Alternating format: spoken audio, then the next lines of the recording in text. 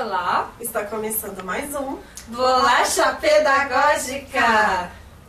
E hoje vamos tratar sobre o papel da educação para as mídias em relação aos processos de democratização dos meios de comunicação. Ao meu lado está a professora Edinalva Marques, formada em Pedagogia pela Universidade Presbiteriana Mackenzie e pós-graduanda em Mídias da Educação pela Universidade Federal de Ouro Preto. Ela atua há 7 anos na área da educação, começando como aluna pesquisadora com alfabetização, também trabalhou no programa Acesso à Escola e já trabalhou em centros de educação infantil com crianças de 0 a 3 anos, com os anos iniciais do ensino fundamental e atualmente está trabalhando com educação infantil na faixa dos 4 e 5 anos de idade. Estou aqui com Silvia Santos, formada em Pedagogia pela Universidade de Santa Amaro, especialista em Informática na Educação e em Educação em Ambientes Virtuais, pós-graduando em Mídias na Educação pela Universidade Federal de Ouro Preto e atua na Rede Municipal de São Paulo há 7 anos na Educação Infantil.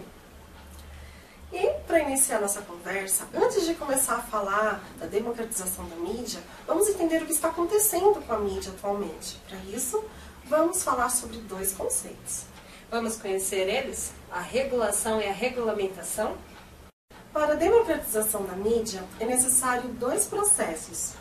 O primeiro é a regulamentação, que tem o objetivo de criar uma legislação específica para os meios de comunicação.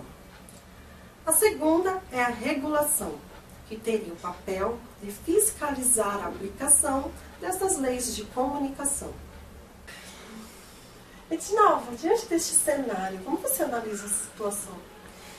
Que se faz necessária a regulação e a regulamentação aqui no Brasil, porque é uma exigência de vários setores, das TVs comunitárias, dos outros meios de comunicação que têm surgido, principalmente depois do desencadeio que ocorreu após as manifestações de 2013.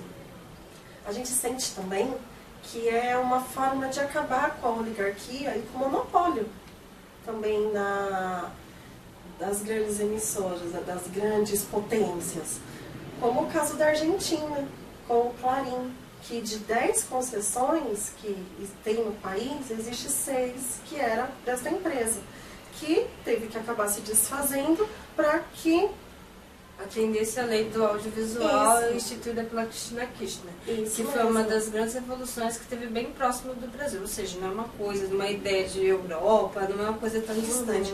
Claro. E se a gente for pensar no desrespeito que tem ocorrido em relação à Constituição também, porque não poderia políticos ter concessões em emissoras. E a gente sabe que o Fernando Collor tem, o Agripino Maia, o Jader Barbalho, o Lobão Filho, que a gente pode acompanhar por algumas notícias. O que me chama a atenção, professora Silvia, em relação a isso, é que apesar de ser uma grande pressão que vem ocorrendo, é um assunto que é recorrente e discutido, a gente não vê isso em grandes emissoras. Quando a gente vai, pelo menos quando a gente começou a iniciar as pesquisas, eu achei em relação à TV Cultura, programas como o Observatório da Imprensa, alguns jornais da TV Brasil,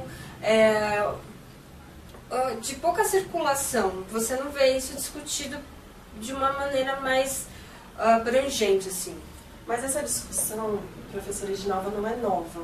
Né? Como vimos no nosso curso, com um vídeo muito além do Cidadão Quem, já traz essa questão da importância de se acabar com o monopólio, que fala de uma grande emissora que todos nós conhecemos, que detém grande parte do poder de comunicação no nosso país. Voltando um pouquinho na lei do audiovisual que ocorreu na Argentina e sobre a questão que você falou sobre o Clarim, é interessante a gente pensar que no Brasil, em média, 10 famílias detêm, né? Sim. Que é nos setores de jornais, revistas, rádio e TV. E lá a lei do audiovisual, ela não permite isso. Se você vai trabalhar só com TV, é só com televisão. Se você for trabalhar com rádio, para evitar mesmo os oligopólios e os monopólios e trazer democratização, porque senão ainda vai continuar concentrado em algum grupo. Sim, e essa democratização, que ela é necessária principalmente por conta da mídia alternativa, que vem surgindo com mais força, principalmente por conta da internet, que é um grande meio de comunicação. E também tem a questão da mídia ninja. É interessante o conceito de mídia ninja. Vocês sabem o que é mídia ninja? Mídia ninja significa narrativas independentes, jornalismo e ação. A mídia ninja não deixa de ser uma mídia alternativa. E a mídia alternativa, professora Edinalva, ela começou lá no tempo da ditadura, com uma repressão, né, denunciando muita coisa do que acontecia, e por meio de panfletos, jornais, de folhetos. E depois a gente teve mais aquele conceito da mídia radical, né, que trata sobre as políticas de resistência, e não só sobre a política, né? Eles falavam também sobre etnia, sexo, nacionalidade. E a gente vem agora com esses conceitos de mediativismo, né, que trata aí sobre alguns conceitos de mobilização, formação de política, principalmente a repressão aí às grandes corporações, né? Que a gente vê o último fórum, né, que foi o recente fórum de mídia livre, que ocorreu em meados de 2013, que é para discutir, que foi TVs comunitárias, jornalistas, foi uma reunião de várias pessoas do segmento, não só da comunicação, que veio discutir isso, né, que é a questão dessa mídia livre. Hoje em dia a gente não precisa da TV para se informar, a gente pode utilizar a internet. Então não precisa de uma grande emissora fazer uma cobertura e apresentar na televisão. Hoje qualquer pessoa com celular grava, disponibiliza isso na internet e isso é informação. Então acaba se tornando uma coisa assim mais viável para qualquer pessoa participar. Se a gente vê que tem o conceito de que nós somos a mídia, hoje isso está ficando cada vez mais articulado e cada vez mais evidente, porque qualquer pessoa com celular grava pode fazer pode dispor de alguma informação. Foi o que vimos também quando começou aquele movimento do passe livre, em 2013 aqui em São Paulo, né, que todo mundo também teve a questão da Copa, né, que todo mundo foi atrás da informação. Então, por isso até voltando mesmo àquele conceito da mídia ninja, que eles desconstruíram a ideia de que quem participava das manifestações eram marginais e que a manifestação era uma coisa apenas de arruaça. Já não, porque eles acabam fazendo uma rede que faz com que as pessoas consigam visualizar vários contextos, não fica apenas naquele contexto que as grandes corporações querem passar pra gente, né? Se a gente for observar, por exemplo, nesse período da Copa, o que jornalistas informavam por blogs e o que a grande mídia colocava lá fora é muito diferente. Então, a regulação e a regulamentação, trazer essa proposta de democratizar isso é muito bacana e se faz necessário também, porque é uma maneira de dar várias perspectivas do mesmo fato. Não dá só uma alternativa para você ter que assistir, para você ter que acompanhar e acreditar que aquilo seja verdade. Então você tem várias perspectivas do mesmo fato. Mas para essa democratização acontecer, a gente precisa principalmente que haja financiamento, né? Precisa daí políticas públicas para que isso possa ocorrer. E tem uma iniciativa do governo, né? O governo traz aí como iniciativa essa pressão para que haja a regulamentação e a regulação. E existe até uma piada, né, um vídeo de um humorista que ele traz a preocupação das pessoas que são ligadas à comunicação para que essa mudança da regulação e da regulamentação seja uma censura, que na verdade não é uma censura a regulação e a regulamentação da mídia. Mas quando a gente começa a acompanhar as grandes discussões a respeito desses dois conceitos, fica muito confusa essa questão da censura, porque acredita que se tiver uma agência reguladora especificamente, pode vir com a censura na imprensa, que é o grande medo mesmo que você está colocando. Só que aí a gente pensa que, por exemplo, o José de Seu entrevista, ele coloca que no Brasil a Cine, que é a Agência Nacional de Cinema, regula as TVs a cabo, né? Então eu fico preocupada com outra coisa, de que forma vai ser feita a regulação e a regulamentação, quem serão os representantes disso, porque muitas vezes a gente vê que é uma questão política, não são pessoas da comunicação que estão à frente disso. Sim, tem uma pesquisa da Fundação Perseu Abramo que traz o quanto a população quer que aconteça essas mudanças. Vamos ver os números? Pesquisa sobre a democratização da mídia ocorreu com 2.400 pessoas em 120 municípios no ano de 2013. Nela, 94% das pessoas assistem TV diariamente e 79% ouvem rádio. 70% não sabe que a concessão das emissoras é pública. 60% acredita que as emissoras são privadas. 7 em cada 10 pessoas querem mais regras para o conteúdo da programação. 46% é favorável à regulação da mídia. Após ver esses dados, professora Silvia, me chama muita atenção, primeira coisa, que quando a gente pensa em regulação da mídia e a regulamentação também, a questão que vem logo em mente que é a televisão, não é só televisão. E outra coisa, esses 46% que se dizem favorável, é muito diferente você falar que é favorável ou a favor. Favorável da ideia de que se acontecer tudo bem, mas dá a entender também que pode não ter tido clarezas do que é realmente isso. Existe muito uma discussão, professora Edinalva, em relação a essas mídias, principalmente sobre essa regulamentação, mas na área do jornalismo.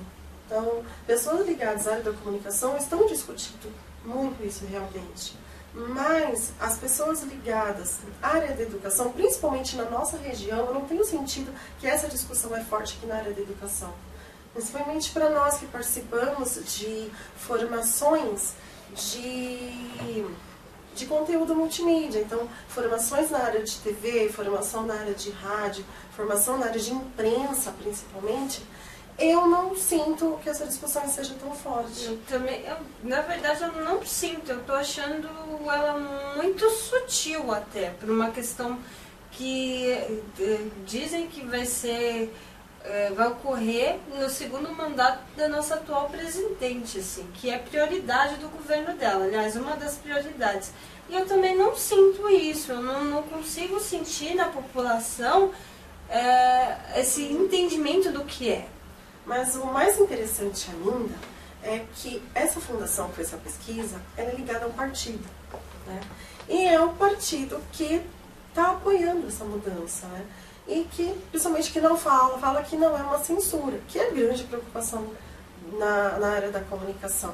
Mas aqui na área da educação, vamos trazer de volta a nossa discussão e qual seria o papel, né, nosso como educadores para a democratização dos meios de comunicação, nós enquanto educadores na mídia. Então, existem várias esferas da educação. Então, nós passamos primeiro para a educação pública e educação privada. Depois nós temos a educação básica e a educação superior.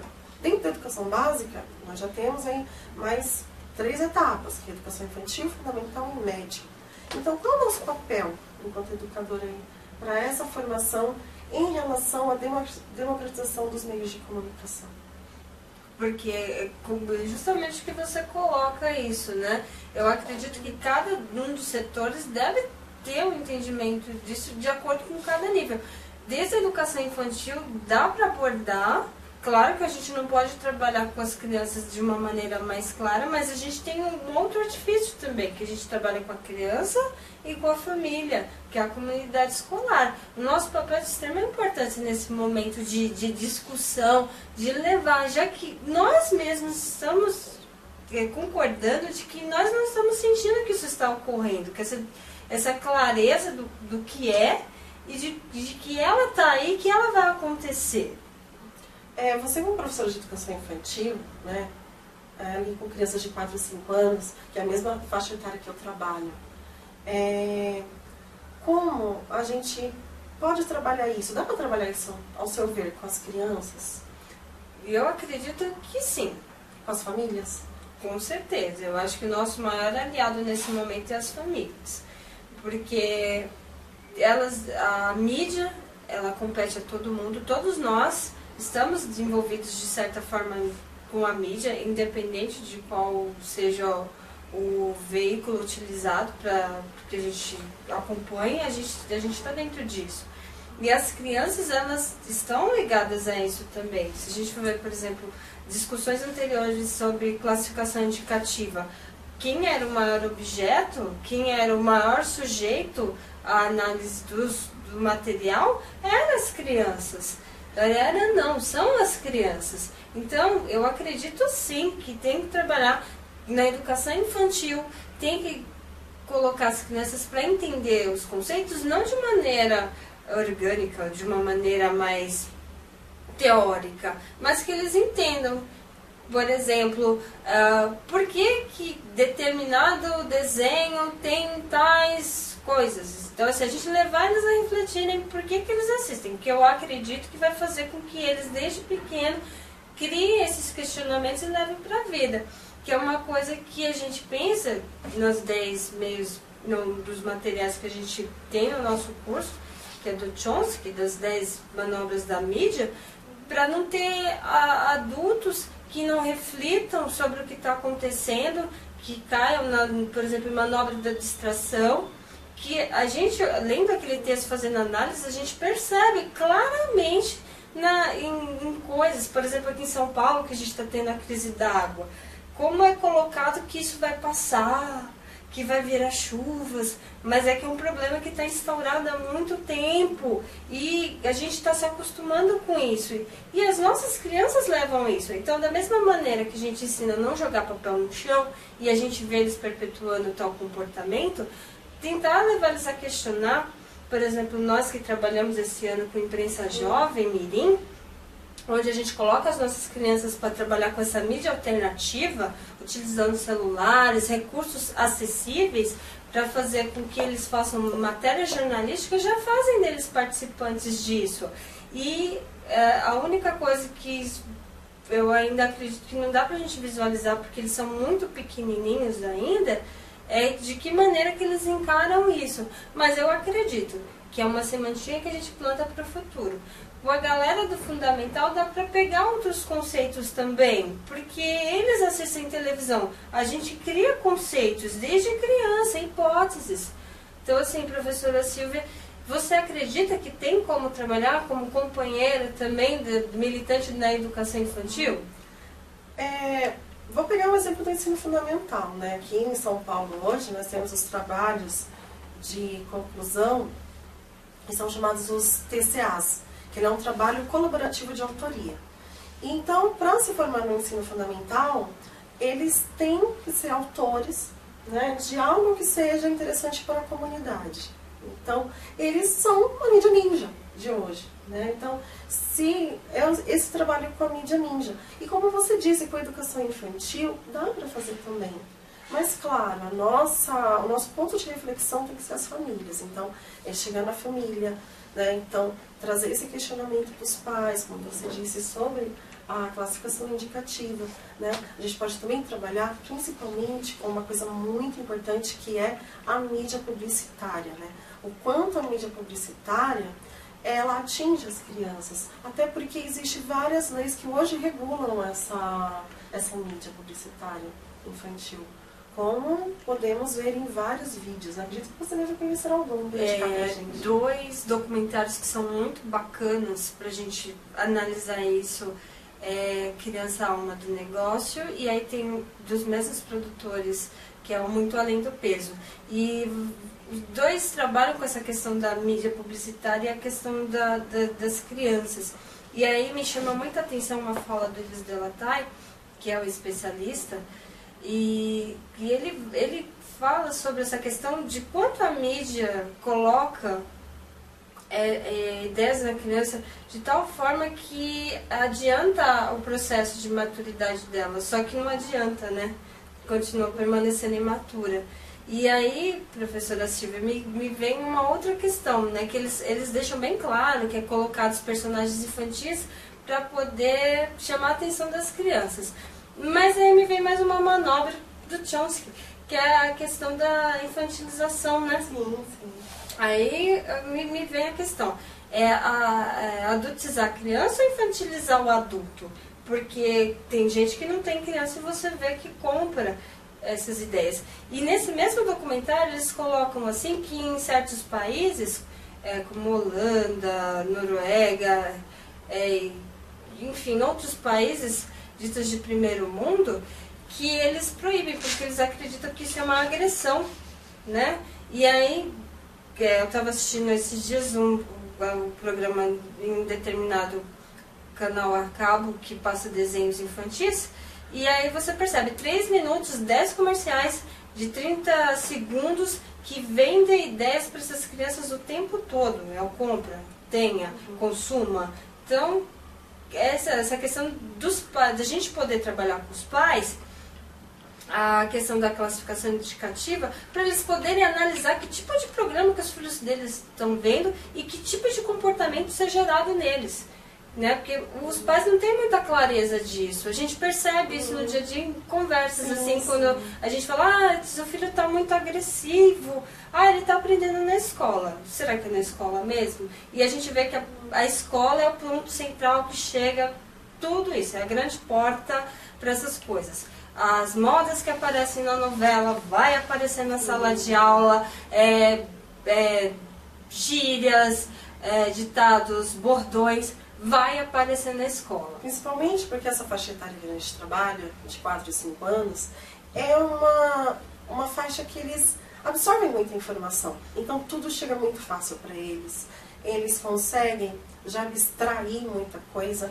Então por isso que esse trabalho na educação infantil, fazendo com que eles sintam parte deste processo, então fazendo com que eles possam ser um pedaço da mídia alternativa, né, entre aspas, eles participarem, fazerem reportagens, sentirem como é e emitir a sua opinião para quê? Para introduzir esse pensamento reflexivo, né? E a mesma coisa com as famílias, porque à medida com que, como a professora, como você mesma disse, à medida que nós vamos trazendo os pais para a reflexão, por que não chegar em casa e conversar com as crianças sobre determinado programa? Né? Porque não é porque ela tem apenas 4 anos que ela não vai poder emitir sua opinião. Muito pelo contrário, as crianças pequenas, elas têm um poder de absorção e de reflexão muito grande. Claro que, diferente de um adulto, mas que também possam gerar conhecimento e dá para construir muita coisa com eles.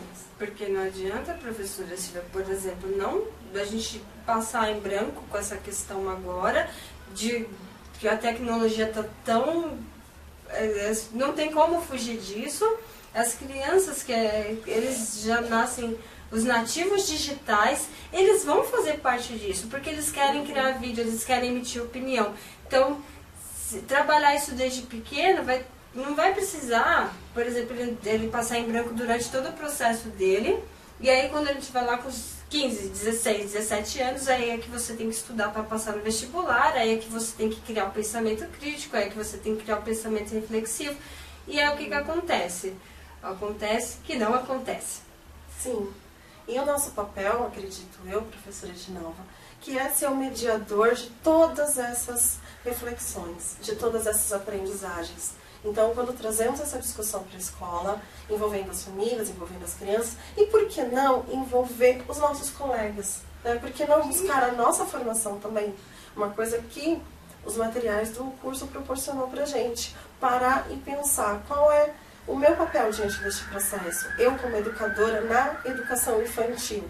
Claro que um professor de ensino fundamental, de ensino médio, vai ter a mesma ou uma opinião diferente, né? Mas é importante que a nossa formação também seja voltada para o que está acontecendo hoje. E não para coisas que hoje não fazem tanto sentido mais. Materiais que... não, a nossa criança é diferente, né? Nós não estamos mais na época do Glauber Rocha, que é a câmera na mão e ideia na cabeça.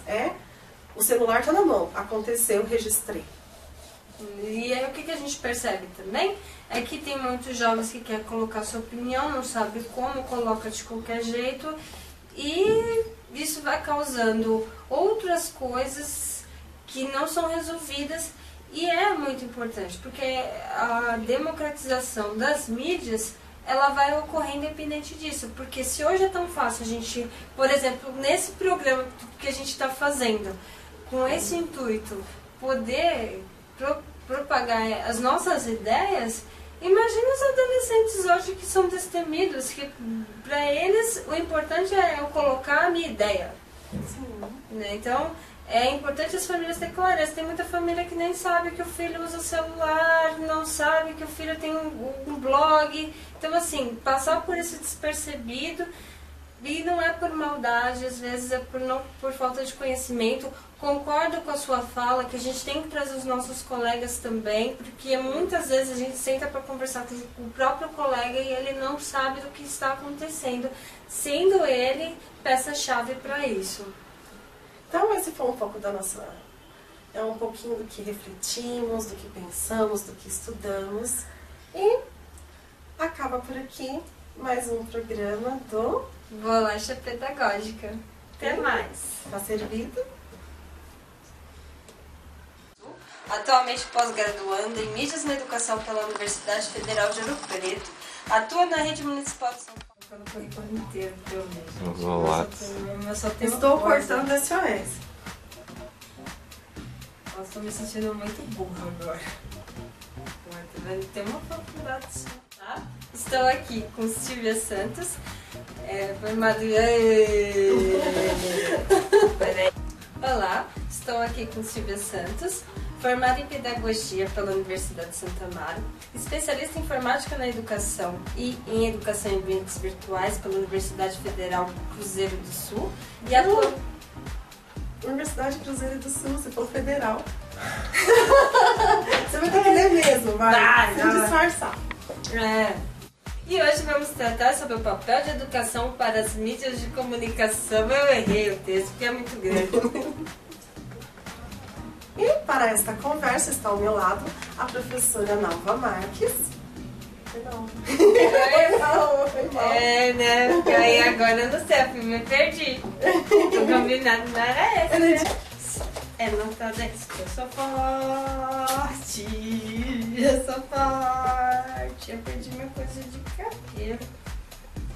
Não me faça levantar. Eu acho que o diretor é terceirizado. Olha, se duvidar, é quinteirizado já. Vai, bolacha aí, diretor. Pega a bolacha aí, diretor. Vai ganhar a bolachinha, Pega aí, diretor. Fala, diretor. Até agora com bolacha. Eu peguei. Fala, diretor. Você fala que eu trabalho com comida? O diretor gostou do bolacha pedagógica. Vai, cobra. Não, tô filmando vocês como vai. Come o meu resto. Eu tô filmando tudo que você falou.